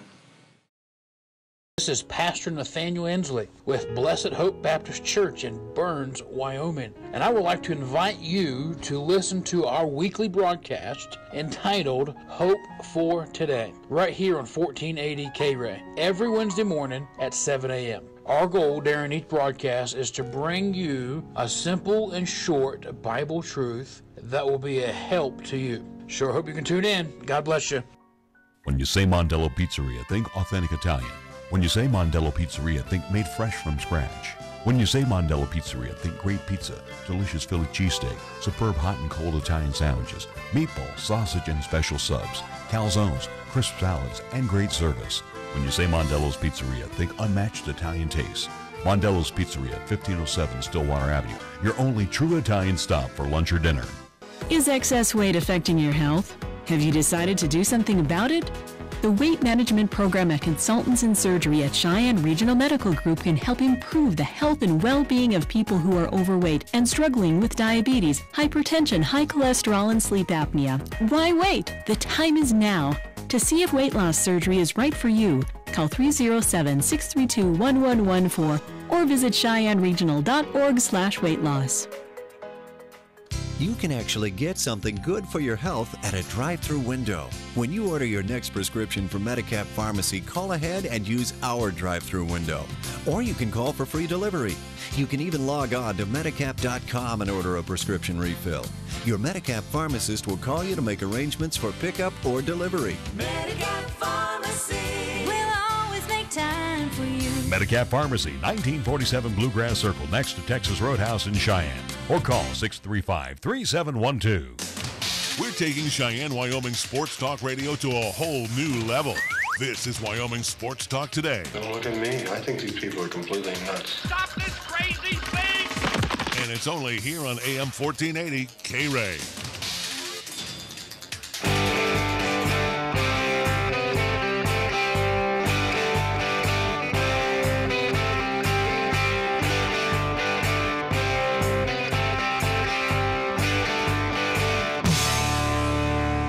As we just heard, the comments of the head coach of the Denver Nuggets, a game that it just didn't look good from the get-go for the Nuggets in the can. And again, it was just... I don't think it's going to be a series that looks good for the Nuggets. It was lousy basketball by Denver. Like I said, this is not surprising. This is something where I keep on saying to folks, and it's something where, hey, expectations need to be very low for this Nuggets team, where you can't disrespect San Antonio. You can't disrespect Greg Popovich of what he's done. He knows how the playoffs operate. He knows how to get these teams wins, even on the road. And for the Nuggets, they clearly showed they're inexperienced. Well, and here's the deal, too. Here's where the inexperience really showed up. Yeah, I know Jokic is going to draw a crowd. I mean, the guy had a triple-double, all right? But he's going to draw a crowd. But he only had 9 shots. Millsap only had 9 shots. You've got Murray shooting 24 times in that game. Barton shooting 15 times. Get the ball to the playmakers. I think Nuggets have been trying to, and I think Spurs have been very smart of realizing and kind of frustrating and just playing solid defense. It's kind of what they've done this entire season, or at least to get to this point where they are right now as a 7th seed. But for San Antonio, right now, yes, they're only up by 1 game. You got one more at the Pepsi Can. Then they head back to San Antonio, where the Nuggets have yet to win at. They've struggled in San Antonio for however long. Again, it is that bugaboo. The Warriors ran into that. Nuggets have it. It's tough to win down there in San Antonio. But if San Antonio takes care of business coming up tomorrow in the Pepsi Can against the Nuggets. They go up 2-0. It's done. The Nuggets played, like you said, and I go back to the inexperience. They looked inexperienced out there. They looked like the Spurs knew what they were number doing. 7 seed. Yeah, that's what they looked like, and they played. I'm just saying this is on parallel of what you saw in the first round years about what 5 years ago in the 2012-2013 season where they came in as the 3 seed. Golden State's at 6 seed. You had a phenomenal home record where, let's tout out that they only had 3 losses that entire season. And here comes a low seed Golden State team that beats them in the Pepsi Can. Struggles there at Oracle. I have a feeling it's going to be the same thing with the Denver Nuggets coming up where they don't have that experience. These players don't, don't know what it's like to be in this atmosphere. And it's going to crumble around them where San Antonio is going to take advantage of it. Well, yeah. Is it an upset that San Antonio gets past? If San Antonio gets past Denver in this first round, even though they are the 7th seed, Denver had a phenomenal year to get them in the 2 seed. They won the Northwest Division. Is it an upset, in my opinion, if San Antonio moves on past Denver? No. Actually, 1 through 7 are the only teams that are not upsets. 8 would be the upset. And the Clippers are not. After what they showed the other night. Yeah, Clippers they're not going to put up a fight. But 1 through 7, any one of those 7, we can make a case right now, could be a contender. The Jazz didn't look good the other night. They were awful. Yeah, but those two teams have seen each other so well, they know what to expect. So it's on the Western side of things, or at least in the West, it was not a whole lot of major upsets or anything surprising, even with San Antonio getting that first win there in Pepsi Center against the Denver Nuggets. It pretty much, went to Hoyle, at least in my opinion. It was, okay, that's to be expected. Now you move over to the Eastern Conference. That was just a complete mess of things of where you look, other than Milwaukee take care of business, they cruise. They punished the Pistons. Yeah, they just said, hey, Detroit, get out of here. So Milwaukee, that should be a sweep if things go to plan, and I think they will. The Magic, really? How they pulled off an upset? Oh, but you said they wouldn't win. I just don't get it. How Orlando, a team that, yes, they did win the Southeast Division there in the Eastern Conference. They were in as a 7th seed. They have no business winning a game, and yet they did it. I don't know how. I really is it hopefully Orlando's only one and then the rest are at least in favor for Toronto, maybe? But I mean, come on now. And then you look as well too with what happened with Philadelphia. That was an embarrassment. And that game itself, where you focus on game 1 of what happened with Philadelphia in that first round, where you had a lot of controversy around it, whether it was your superstar player on the bench looking at his phone, reading text messages. Because his child was sick, and he wasn't even suited up. And do I have an issue with that? And other NBA players came out, like Draymond was very vocal on Twitter about it, again, of what was coming out, where he said, hey, you look at your phone at work, or you've had those moments wherever you are in a business setting. Why can't we as an NBA professional? I have no problem. I really don't have a problem with the cell phone on, things happen. Hey, more power to you. Maybe it's something that he gets a fine, or hey, maybe front office says, hey, don't do that again. But we've all been guilty of it. So why can't a professional, an NBA player who's on the bench, who's not doing anything, who's not suited up, can look at his phone? And he's got a sick daughter or son at home, and that I don't blame it. Again, of where you had some commentators, I do believe at least with that broadcast, where they said, hey, this is not good. You need to be focused on your team. You need to help your team. Well, that's one small little. That wasn't even a minute. It was a slight thing, and hey, he's focused on what was going on for that quick second, and then probably was focused. If all those guys are worried about a cell phone and worried about the sickness, and they play like they did the other night, then you deserve to lose. Yeah. You should think about basketball first. The player that wasn't playing, he had other obligations, and that's fine. So was it a distraction against Philadelphia and the reason why they lost? No, and I think the broadcast crew and some other media outlets that are blaming this, or at least heightening this, are a little out of line. Like, get over yourselves. This is not that big. Who cares? Let him check his phone. Who cares? Now, here's the problem I do have, and I think what's going to happen here throughout the Western Conference playoffs, there's going to be some hit squads. And we saw it at Oakland on Saturday night where Beverly, Patrick Beverly, yeah. I mean, he was 1 for 6 from the field.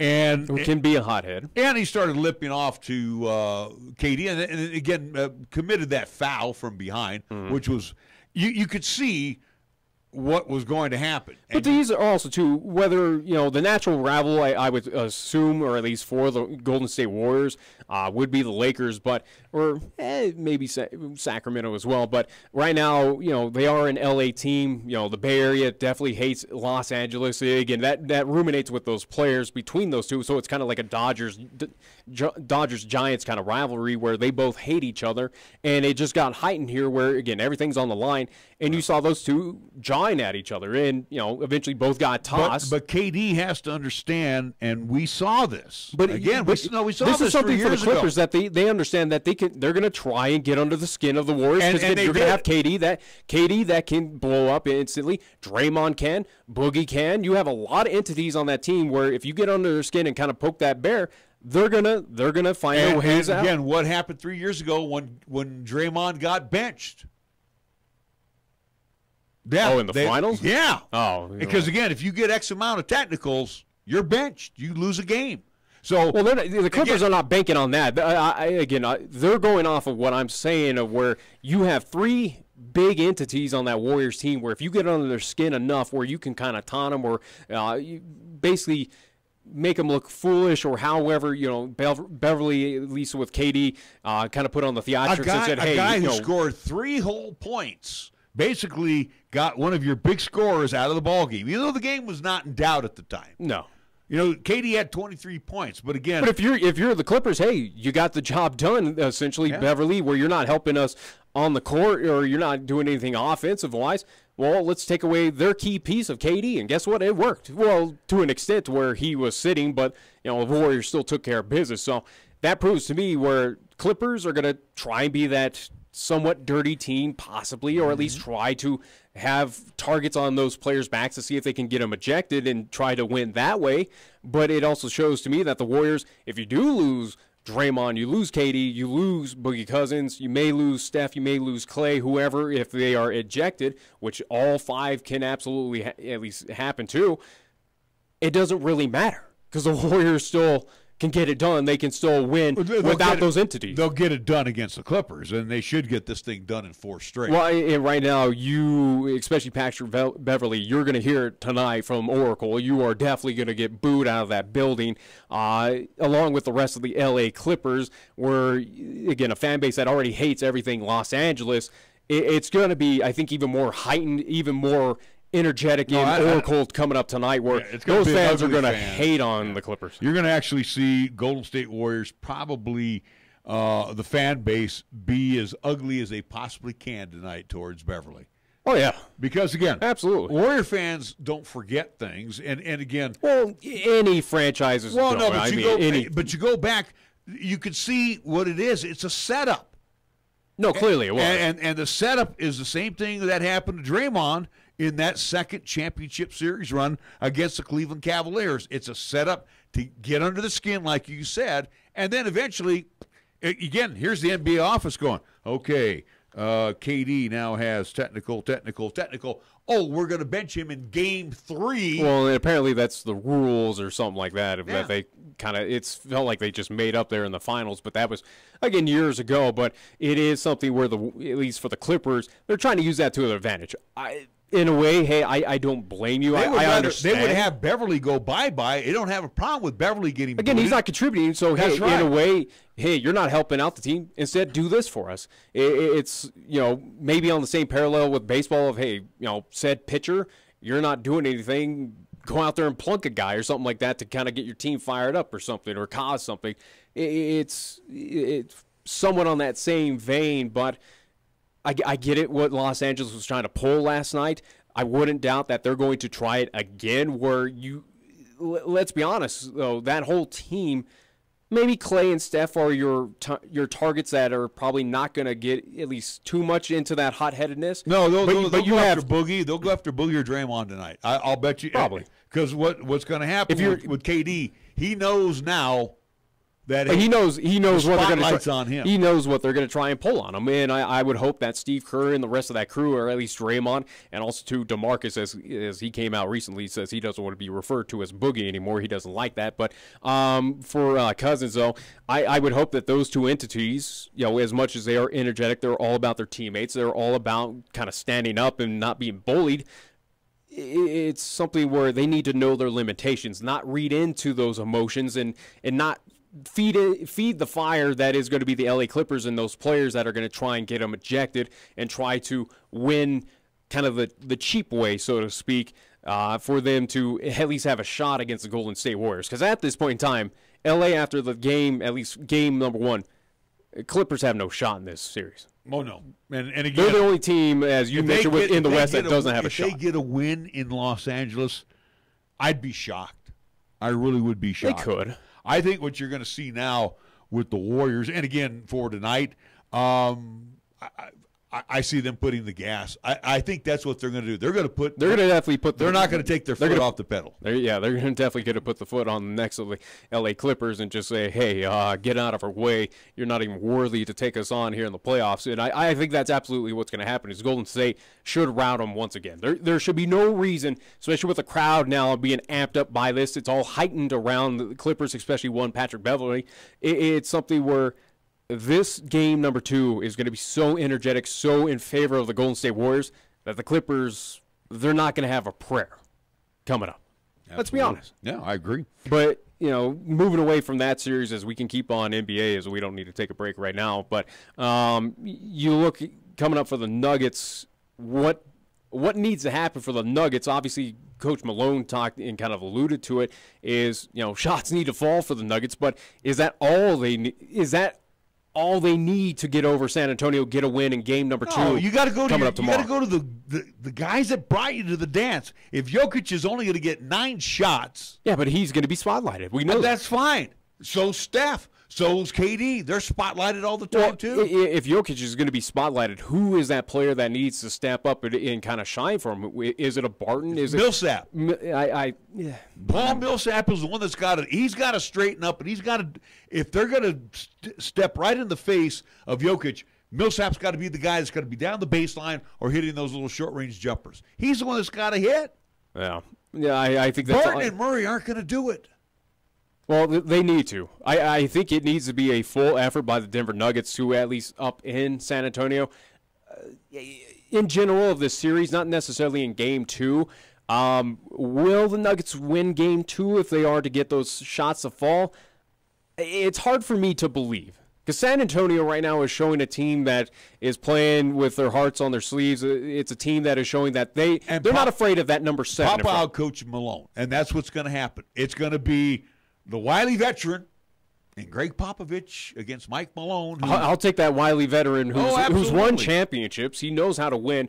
Obviously, those players that helped him win are long gone. And what you saw during the regular season is a total That's why I kept on telling you and everyone out here of saying with the Denver Nuggets, this regular season, yeah, it's fine, but what is it going to happen in the playoffs? What are the expectations in the playoffs for this team?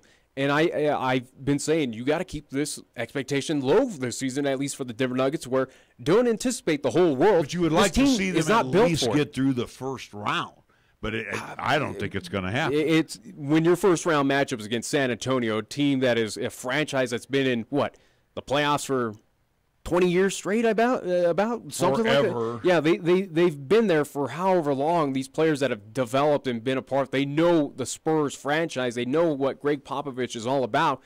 It means multitudes, and it's showing so far. It showed in Game 1 of how much more that is impressive compared to, oh, well, you did this at the Pepsi Center during the regular season. Oh, you're the number 2 seed. Oh, you had this fantastic of a season. Oh, Coach Malone's projected to be Coach of the Year. That doesn't matter.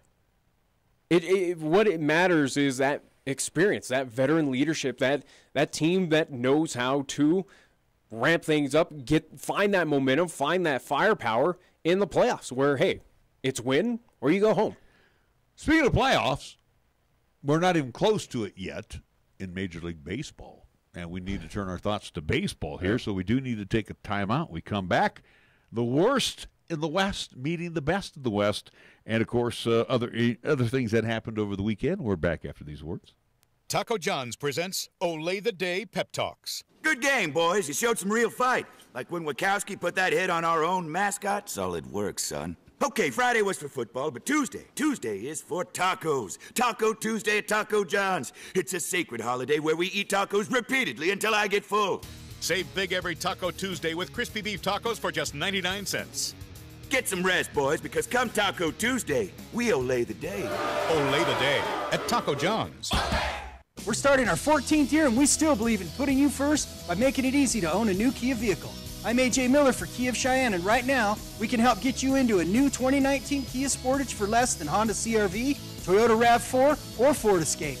The 2019 Kia Sportage comes standard with power-adjustable rear-view mirrors, rear camera display, remote keyless entry, and more. Come into Kia of Cheyenne, call 775-0123, or go to kiaofcheyenne.com. We'll make it easy. Right now, it's time to head over to Jolly Rogers RV Sales, Parts, and Service for low prices on outstanding RVs in Wyoming. Your local, exclusive Jayco dealer wants you to check out their closeout deals, as well as their 2019 inventory of trailers, fifth wheels, and toy haulers. You can save up to 30% on select models with approved credit. You can find them at 6102 East Highway 30. Jolly Rogers RV Sales, Parts, and Service is a proud sponsor of LCCC men's and women's basketball, also our local high school teams too. Join in for a festive evening of fun, food, and a live auction in Cheyenne on Monday, May 6th at the historic Little Bear Inn, which is sponsoring the Love Never Forgets Gala to benefit the Wyoming chapter of the Alzheimer's Association.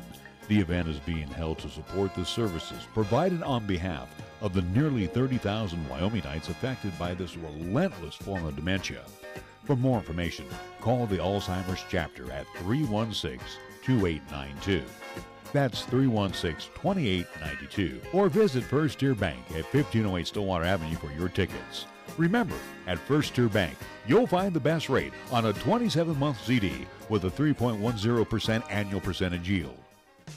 Check out the huge savings this week at Town & Country Supermarket Liquors. Here are just a few of the terrific weekly specials. Our Super Radio buys heard only right here feature Jose Cuervo Gold Tequila, 1 liter bottle $15.99. Icebox Mudslide, 1.75 liter bottle, $7.99. And Bush or Bush Light, 30-pack, 12-ounce cans, $19.99. Town & Country Supermarket Liquors on the South Greeley Highway, Cheyenne's low-price leader. Do you want the peace of mind of a professionally installed security camera system? Then go with the name you trust, High West Digital Solutions, a High West energy company. The experienced team at High West Digital Solutions will customize a video security system for you, helping you keep an eye on everything going on inside or outside your home or business. Go to hwds.com or call 307-245-4333. High West Digital Solutions, the best choice, the local choice, the right choice for you. Here's the latest weather forecast on 1480 KRAE. Well, the wise for today, partly sunny. Expect a daytime high of 62 with a slight chance of showers and thunderstorms developing this afternoon. Mostly cloudy for tonight with a low down to 37. Tomorrow, Tuesday, mostly cloudy. We're calling for a daytime high of 63 with a slight chance of showers and thunderstorms during the afternoon. And for Tuesday night, it's going to be cloudy with rain showers likely and rain and snow showers mixed after midnight. Our low dropping down to 35 degrees. Fat, lazy, and stupid is no way to conduct a sports talk radio show. We've thrown down the gauntlet, upped the stakes, and made it clear that when it comes to sports talk radio in Cheyenne, there's a new player in town. This is Wyoming Sports Talk Today, and it's only here on AM 1480 KRAE.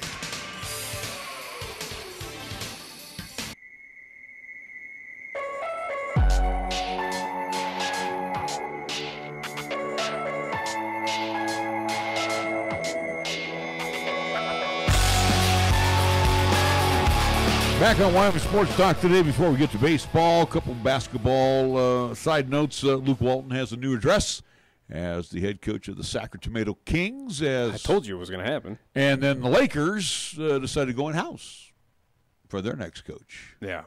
So well, because Tyronn Lue is not going to be heading to Los Angeles. I don't think they'd be that dumb. But, yeah, again, with Luke Walton, it was rumored that he was going to be at least leaving the at least LA Lakers. They were going to ask him to at least remove himself. It happened over the weekend. Then Sacramento just said, hey, we'll pick you up. Saw what he's done. Hey, again, Luke Walton, I think he was in the he's in the same venture as what Vance Joseph was with the Denver Broncos. If you were placed in a situation where you were bound to fail. And I think with the LA Lakers, he was in that position, especially with the recent movements and all this stuff. Hey, for Luke Walton, it's probably best that you're no longer in LA, that you're with Sacramento, the Kings team that is improving. It tried to improve. It was knocking on at least to get back into the playoffs, as it's been however long for the Sacramento Kings to get into the playoffs. But right now, I think Luke is in a good position up there in Sacramento. Lakers, I can only hope that franchise just goes through even more just heartache. Or goes through hell. Again, that's how much I care about the Lakers. But it's something where, hey, LA, they need to do a lot of internal looking to at least. Is it something where you reach out to one LeBron James and get his opinion on for head coaching, or at least what needs to happen with that franchise? Or is it that the Buss family needs to figure out all right, how do we win again? Or what do we need to do? Do we need to rely on LeBron? Or is the Buss family scratching their head going, why did we bring LeBron here? Yeah. A couple of football notes, and then we get into baseball. First off, Russell Wilson probably won't sign his contract extension with the Seahawks. He's got his own self-imposed deadline. He will become a free agent after this season, and more than likely the Hawks will put a franchise tag on him. Good for them. But that's one football note. And then the other note that came across, and this is typical. This is the Raiders and Antonio Brown. He's settling a lawsuit from South Florida, where he is facing not one but two lawsuits from an April incident during which Brown allegedly yelled at security and threw items from inside an apartment off a balcony. According to the documents obtained by ESPN, both lawsuits were for damages in excess of $15,000, exclusive of attorney fees and interest. But I don't care. Hey, Brown is just another renegade that comes to play for the Raiders. It's only fitting for the Oakland Raiders, and why we got off of basketball without saying the other news that was broken. Oh, I'm sorry. A few minutes ago was Duke's #1 star player, at least projected #1 player, heading into the NBA draft, is declared for the NBA draft. That would be Duke's Zion Williamson, as he is going into the NBA draft. Where he lands, who knows at this point. Well, he said, because we'll wait the NBA draft lottery to see. He had the dream year this year. Can't top it.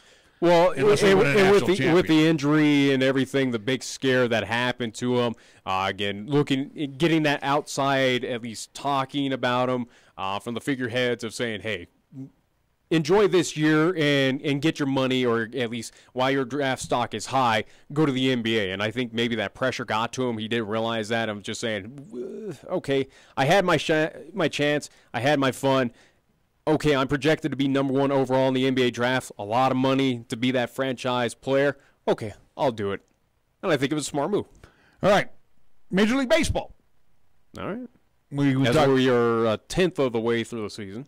And we can talk about the Rocks. We can talk about the Giants. Let's talk about the Rockies. Well, let's go first to the Rockies and Giants. Now, really, with the Rockies heading to Oracle Park, which I still have a hard time saying that too, but the thing is, you kind of felt, oh no, they're heading to San Francisco. This is where they're going to unload. Yeah, this was that series for Colorado where they should have turned things around. Where you're looking right now out of 16 games so far in the season, the Rockies of runs scored, it's the lowest in MLB. They're tied with the counterparts of the Miami Marlins at 46 in total in 16 games. An offense that is, at least in my opinion, should have been a lot more powerful. Well, the Giants are only one run better at 47. Yeah, but guess what? They got 3 more wins, and again, they picked up 3 against the Rockies. Well, and again, series. Too, the Shark was on his game, Jeff Schmarz on Thursday, and then, of course, Bruce Bochy threw a bevy of left-handers at the Rockies. I stayed up for 18 innings worth on Friday night. I am a glutton for punishment. Well, I snoozed between the 12th and the That's 3rd. what I thought.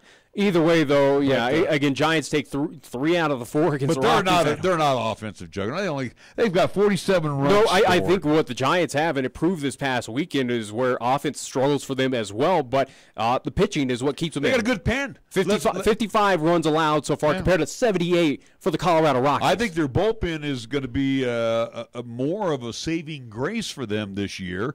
And I will say this too about the Rockies. Let's give them their due right now. And again, yeah, their bullpen has been good. Okay. Their bullpen is not blowing games. I guess that is some positive to look at right now for the Rockies, where at this point in time, and you got they're 4-12.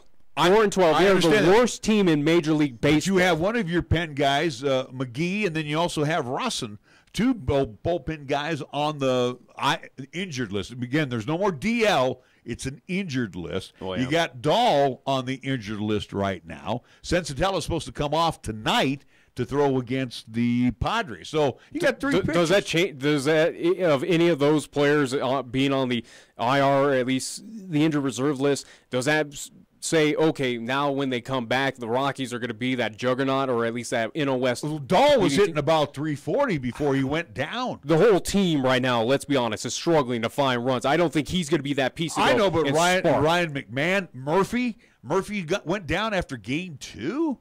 I mean, again, you got 3 guys that were starters. I don't say injuries is the cause right now of 4-12 for the Colorado Well, Rockies. what are you going to blame it on? Dave Magadan, the hitting instructor? I think your starting pitching is questionable right now. Again, bullpen has had its moments. It's showing a little bit, but your offense is pathetic.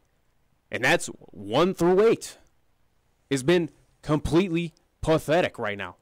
4-12. It's inexcusable for this Colorado. I noticed this in the weekend series. You lost 3 of 4 against the San Francisco Giants. You had no business losing 3 to that team. And we're glad that they lost. No, yeah, I'm glad. Yeah, again, but Giants right now the thing I 7-10. noticed with the Rockies, and this might be the new hitting instructor's approach to the game. Yeah, you picked up a new hitting instructor, and it's paid off nothing. But the thing, what I saw, they're not aggressive.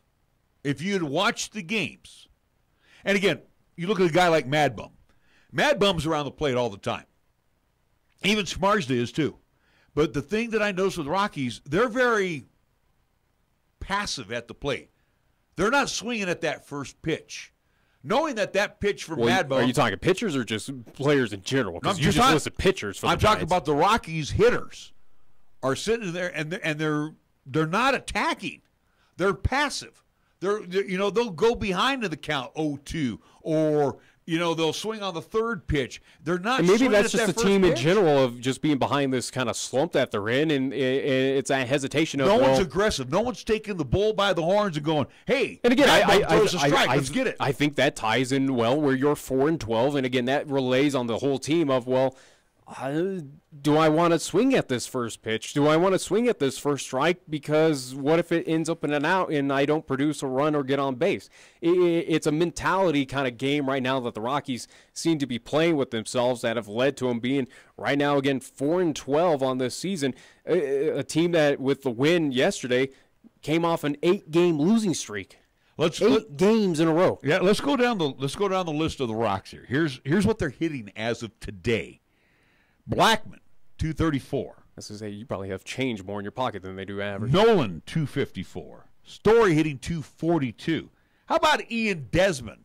His $14 million, $16 million? $140 he's hitting right now. Garrett Hampson, who they brought up, who could play multiple positions, but he's hitting $170. Well, he was tossed out to be that position player, not a hitter. It was more so you got him up for his defense. How about Walters, your catcher, 200, and Iannetta, the other catcher, 207, who struck out 4 times. Yep.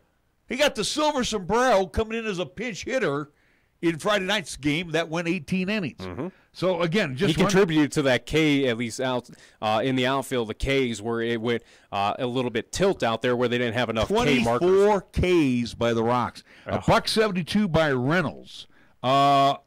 Pat Valleca, 105. Fuentes, who they brought up, again, with the injuries, $1.25 he's hitting. I mean, it's awful. These are numbers where, again, we're not at that point for the Rockies where it's panic time, but it's getting there where you're just under 10% of the season through so far with 16 games. It is something to be a little bit alarmed by, where you are negative 13 at least 32 run differential for the Colorado Rockies. Again, you are tied with the Miami Marlins of having the worst record in all of MLB. It's not just the West, It's not just NL, it's all of Major League Baseball. Here's a stat that should get to you right now. And again, you're as well, too, at least not to cut you off, but the Rockies are as well. With that worse record, you're trailing the best team in the NL right now, the San Diego Padres, which is hard to believe. In 16 games for the Rockies, you ready for this one? They have 111 hits, okay? Yeah. They've only hit 10 home runs. Which is surprising. They have struck out in 16 games. Now, again, that is inflated because of the 18-inning loss to the Giants. Not so much because they're missing one game due to at least the snow out. But in 16 games, they've struck out 160 times. That's 10 Ks per contest. That's very scary. And for the Rockies, what do you do at this point? Is it something where you get rid of that hitting coach? Is it something that they need to take a look at and go, hey, look at how many of those Ks are caught looking? A lot.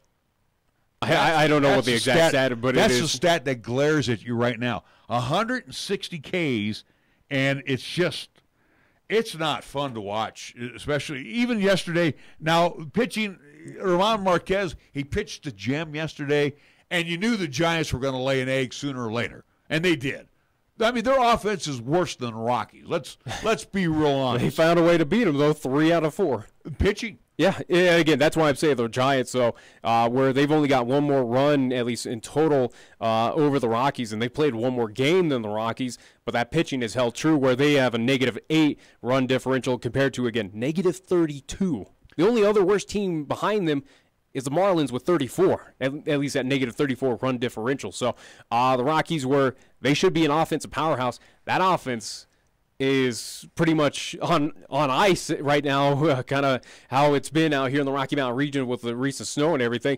It's non-existent, and it's something where the Rockies are starting to dig themselves a hole where you can't afford to be in this hole right now. Yeah, no. Because the Dodgers last year in May were 10 games under the Mendoza line. In May. And they came back and one thing. Again, I'm throwing this out here, and you got to listen to me. They've got injuries. They've got a lot of guys on the injured list right now that are starters. When they will start getting healthy here. Your main players who are healthy are not doing anything.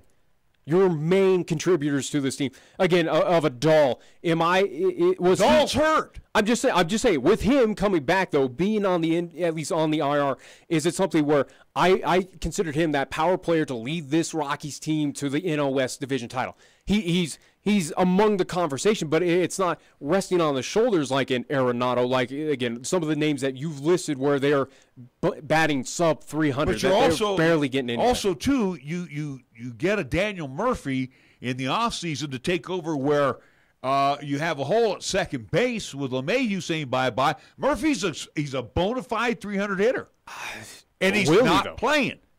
And you got Dahl. There's 2 starters. You got Ryan McMahon, who is your first baseman, and he's not playing. He's hurt. You got 3 of your 8 fielders that are on the IL right now.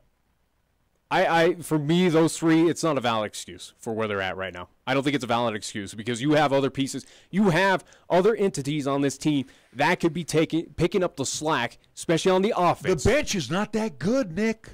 I'm talking about your starters that can at least pick up that slack. Well, I'm talking about the big names that you sign big money for. I understand Blackman. This is not a valid excuse. I know Blackman, Arenado, and Story are not. They're not picking up the slack. I agree with you. Money. Where again, they got paid that money because they are expected to lead this franchise. Again, Desmond, along with your catchers and your first baseman, Reynolds.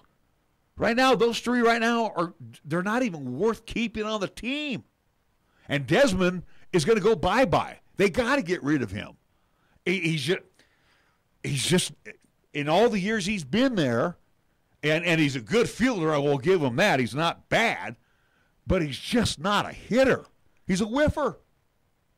Like I said, with the injuries of where you are missing those 3 pieces, it is not a valid excuse to go on an 8-game losing streak, to lose 3 out of 4 on the road against the Giants. When they start getting pieces back, like the Dodgers did last year when they were hurt, Turner was hurt. Dodgers were not in this bad of shapes to start out the season. No, they got worse in May when they started to get Guess what? That month is coming up very quickly, and it could be the same thing for the Rockies here coming up. This is so far right now for the Rockies. This doesn't show that it's going to slow down or at least turn around anytime soon. Your shot was this weekend. You had 4 opportunities to turn it around, and you didn't. Do you think the Padres are going to win the West? I think the Padres look very impressive. I think the Padres... They got about 4 or 5 players that are decent. Their pitching's not that good. Their pitching's going to peter out, I guarantee you. Possibly. Again, Dodgers are sitting right behind their tail, but again, at least Padres so far in 17 games, you got to respect them. They do have the best record right now in the National League. And that's saying, again, against their counterparts of the Milwaukee Brewers. You look at it also to the East leading with Philadelphia, and that clumping with New York Mets and the Atlanta Braves. Again, you got to give respect. San Diego, again, in the small sample size, they're proving that maybe it's paying it off. Again, Machado, who's kind of contributing to the Padres. Do I think he's going to lead this team to the playoffs? No, I don't think he has that power to do that for San Diego, but they're having a good start, and I think it's good for this franchise that could peter out in those dog days of summer where the pitching might run its course, but you do have the offense and the fielding right now that is trying to help you right now. The alarming thing is that they are also too in the negatives on the run differential at -3. So pitching is showing that it is a little bit. Pitching needs to be worked out for San Diego, clearly. And really, the only one that's hitting over 300 right now is Margot. He's hitting 333. Machado's only hitting 246. Hosmer's hitting 213. Will Myers, he's hitting 298 right now. I mean, but the thing is, they've been able to go yard. You got Tatis, who's hit 5 home runs. Yep. Machado's got 4. Myers has got 3. So they got a bunch. Their offense is what I expected with Colorado, is where they should have been the big dogs, the home run hitting team, and go figure that at San Diego at this point in time. So, but right now, again, the Rockies, even though we got a lot of time still left, sitting 6.5 behind the San Diego Padres. You look at where everyone else sits in the West, LA Dodgers, they're 9-8, 500. Will they stay there for long? Probably not. They should charge ahead. Kershaw's back tonight, so he'll get his first start against the Reds. Lucky him. Yeah, we'll see if that's going to be a welcome back or if a rough start. Again, Cincinnati's kind of petered off as they've been 4-6 of the last 10. They're 5-9 overall. Again, Arizona 7-9, Giants 7-10.